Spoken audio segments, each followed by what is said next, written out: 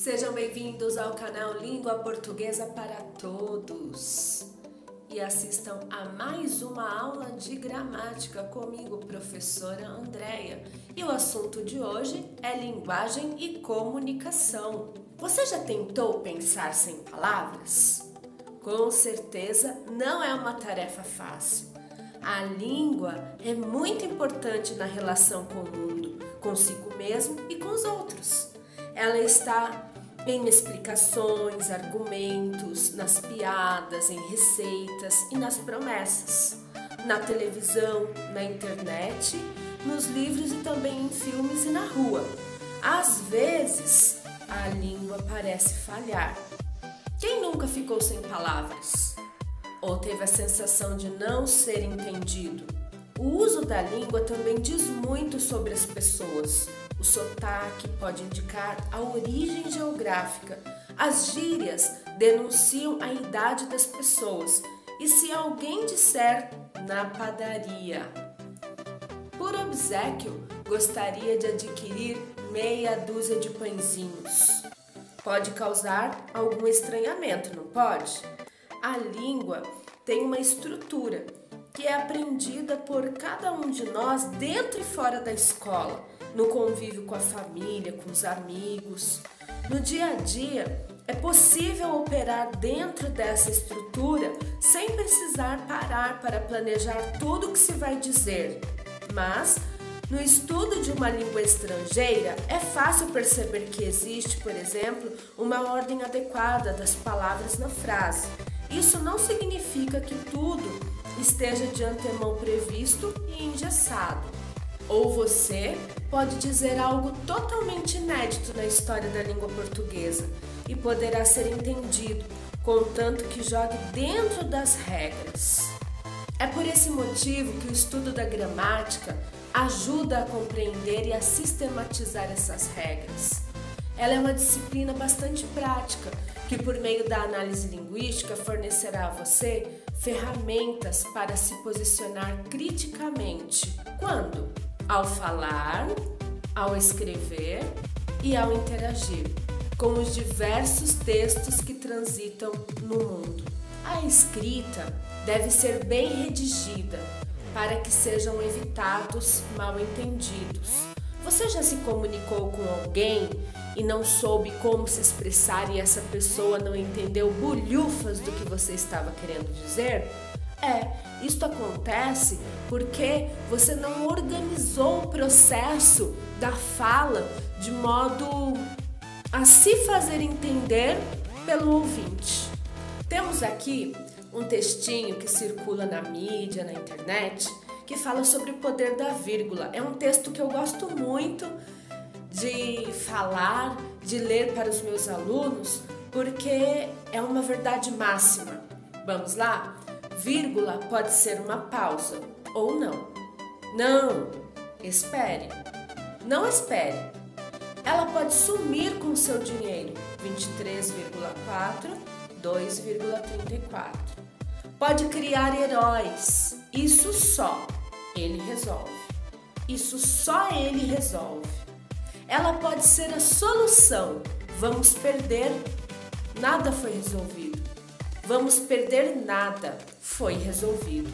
A vírgula muda uma opinião. Não queremos saber. Não, queremos saber. A vírgula pode condenar ou salvar. Não tenha clemência. Não, tenha clemência. Se o homem soubesse o valor que tem a mulher, andaria de 4 à sua procura. Se você for mulher, certamente colocou a vírgula depois de mulher. Se você for homem, colocou a vírgula depois de tem. Vamos acompanhar neste mesmo esquema de vírgulas? Se o homem soubesse o valor que tem, a mulher andaria de 4 à sua procura. Se o homem soubesse o valor que tem a mulher, andaria de 4 à sua procura. Viu? Uma vírgula tem poder. Neste segundo caso, nesta imagem, temos aqui uma historinha sobre o poder de um boato. Começamos lá pela sala do chefe para dar início ao entendimento desta história. Na sala do chefe, Zé, quero o número deste pedido. Passa um funcionário e entende despedido? O outro funcionário no bebedouro, o Zé? Os que estão sentados, o quê? Tadeu, o Zé tá despedido. Eu também? Passa um funcionário com uma pastinha preta, o Zé e o Tadeu estão despedidos. E o outro desesperado correndo, nós todos vamos ser despedidos. A comunicação é um dos fatores essenciais à vida humana, por ser um processo de interação capaz de criar relações sociais e de influenciar ou motivar comportamentos. Por isso, o ato de se comunicar não parece ser complicado. Afinal, as pessoas fazem isso o tempo todo. Porém, quando se estuda esse ato, analisam-se seus detalhes, os elementos que o compõem, os variados contextos em que ele pode ocorrer. Percebe-se então o quão complexo é o universo da comunicação. O linguista Roman Jakobson propôs um esquema que pressupõe os elementos que constituem o ato comunicativo. Este é um linguista e semioticista russo, fundador da análise estrutural da linguagem. Então, vamos entender um pouquinho sobre esta estrutura? Elementos da comunicação. Fixei aqui uma imagem sobre estes elementos. São 6 os elementos da comunicação, como vocês podem ver. O contexto, o emissor, o receptor e, entre eles, a mensagem, o canal e o código. Para todo o processo do ato comunicativo, é necessário um emissor e um receptor. Dentro desse processo está o contexto, sobre qual assunto será falado. Dentro do contexto, há a mensagem a ser falada e um canal por onde a mensagem será transmitida e um código utilizado por meio desse canal. O remetente, o emissor ou o locutor é aquele que envia a mensagem. Já o contexto ou referente é a situação a que a mensagem se refere. A mensagem é o conteúdo das informações transmitidas. O canal é o meio pelo qual a mensagem é transmitida. E o código é o sistema utilizado pelos falantes para comunicar a mensagem. Receptor, destinatário ou locutário é aquele que recebe a mensagem. Os códigos podem ser, primeiro, cores, gestos, formas, movimentos. Temos aqui como exemplo o semáforo, que por meio das cores nos transmitem a mensagem de parar, de quando seguir e de quando prestar atenção. Temos também como código a linguagem verbal, que é a fala ou a escrita. A linguagem não verbal, desenhos, expressões, fisionomias, mímicas e a dança e outros mais. Os canais para a transmissão da mensagem podem ser oral, via internet, rádio, televisão, telefone, ou escrito, e-mail, carta.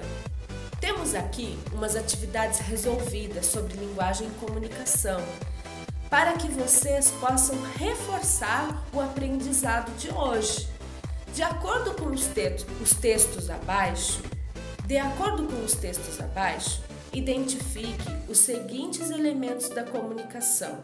Um menino jogando bola na rua quebra a vidraça do senhor Manuel. Furioso, ele grita: "Moleque danado, seu pai vai ter que pagar."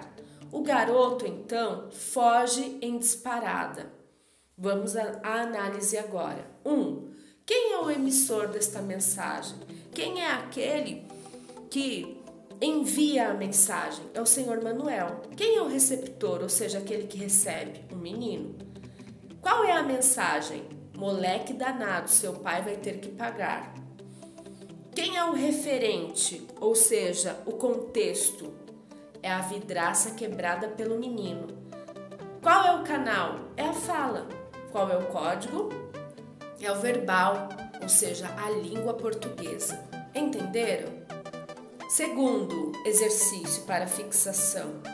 Mari saiu cedo para o trabalho e deixou na porta da geladeira um bilhete para sua filha Suzy. I love you, darling. Quem é o emissor? Aquele que emite a mensagem é a Mari. O receptor é a Suzy. E a mensagem dita I love you, darling? Qual é o referente, ou seja, o contexto em que a situação ocorreu?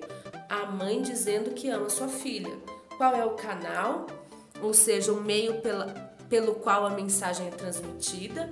É tecnológico temporal, a escrita e um bilhete. Qual é o código, ou seja, o sistema utilizado pelo falante para comunicar a mensagem? É o verbal, língua inglesa. Entenderam? Então, até a próxima aula. A aula sugerida para que vocês aprendam um pouco mais sobre este assunto é linguagem literal e linguagem figurada. Tchauzinho e até a próxima!